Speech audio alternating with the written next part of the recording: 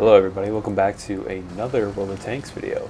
In today's episode, I'm going to be taking out the Object 268 version 5.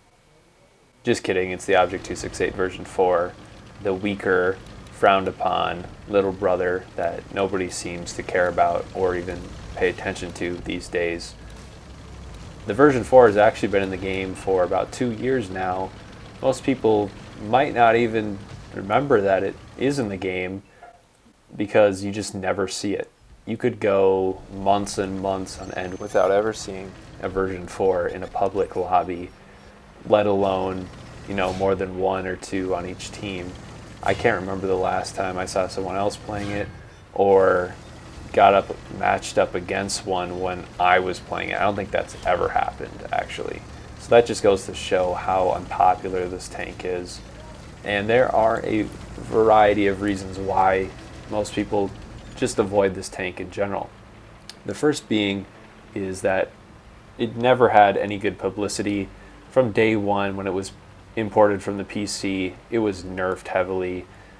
It went only like 23 kilometers an hour, which was a huge step down from what PC had. They kept the armor on this thing really good for the longest time. The lower plate was pretty much impenetrable by any tank on the enemy team, unless there was a Jagdpanzer firing heat.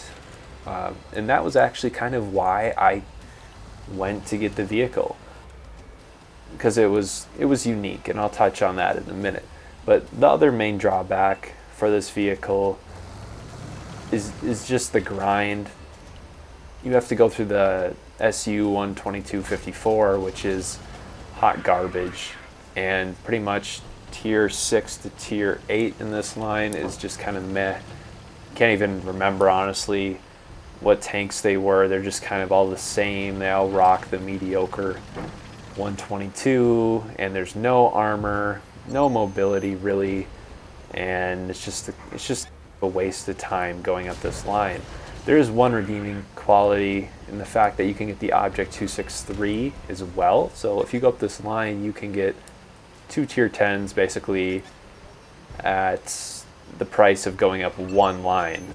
You do have to research both tier 10s separately, but it's not like they're two separate lines. You can kind of just branch off, get one after the other, which is what I did. And I actually got the 264 first, which I wouldn't recommend, because the 263 is just so much better in every regard. It's mobile. It has comparable armor to this one. It has a better gun, better stats, better gun handling, just so on and so forth. The 263 is a better vehicle. Please get the 263. Don't get the 264.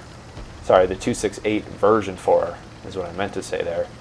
And when I'm going to refer to this thing as the 268, but do know that there is a normal 268 in the game, and this is the 268 version 4. It's just kind of a mouthful, and I don't want to have to say that every time. Now, what made this tank unique? Why did I buy this one before the 263? Well, it was the armor. I like unique tanks, and the fact that this thing was basically a steel wall, nothing could penetrate from the front. Even if you weren't angling, people had trouble penetrating this thing from the front with and without heat, just because they have never seen it in the battlefield on console. Like I said, nobody plays it. And if you don't see a tank very often, that means you don't get chances to shoot at it very often, and therefore you don't have practice hitting the weak points. You may not even know where the weak points are on this vehicle, because there's no reason to know them if you're never going to fight them. You know what I mean? It's just wasting room in your mind, in your memory bank, trying to memorize 268 version 4 weak points when you could be memorizing the weak points on other vehicles that you see more often. So that was kind of my little reason for going into getting this vehicle. Another reason is because I just liked how it plays. I like to be a lone wolf. I like to not have to rely on my teammates. I know many of you can see why, basically on all the battles I've been posting recently. The teammates aren't always that much of help, and if you can have armor, you can survive, you can keep your game going. You don't need to rely on other people to spot for you. You can drive out into the open, bounce some hits, spot your own targets, and so on and so forth. Basically, you can control the engagements yourself. Now, when Wargaming nerfed this vehicle a month or two ago, it's probably a little bit more than that, a couple months ago, they took away the one thing that made me get this vehicle, was that armor, that unkillable nature. They nerfed the armor, they made it average, and they slightly buffed the speed, because they want to make every vehicle in this game, for some reason, a well-rounded vehicle. They want to make every vehicle average in every regard, just to make sure all vehicles are played. But it just takes away all uniqueness from anything in the game, and it just bores me, frankly, when they find unique tanks like this, and they say, well, look here, this tank is bouncing more damage than everyone else. We need to nerf it so it has all the same stats as every other tank. We can't have any outliers, and that's just killing the game. That's killing the diversity of the tanks that are played, and it really killed this tank for me, because I had went up this line because I knew it was unkillable. I knew it was slow. I knew it was garbage in every other regard, but I was okay with that. I made that decision when I bought the tank. And what did they do? They bait and switched me. They basically, as soon as I got this tank, I had it for 2 weeks.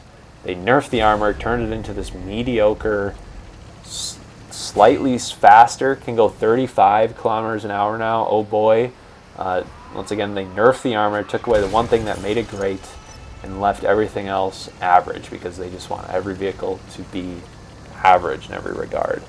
So that's why the 268 version 4 is kind of a forgotten warrior, you could say. Nobody plays it.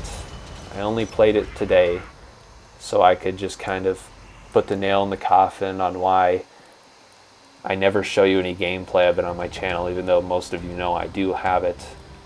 It is a nice looking tank.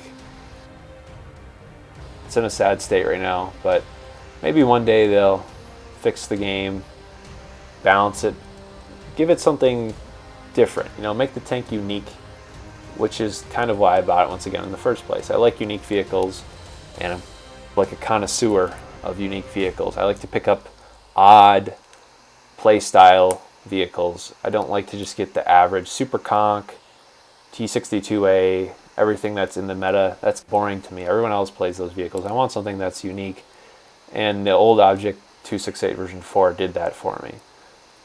Well, that's enough of that for today. Thank you guys for watching, and I'll see you all in the next episode. Bye-bye.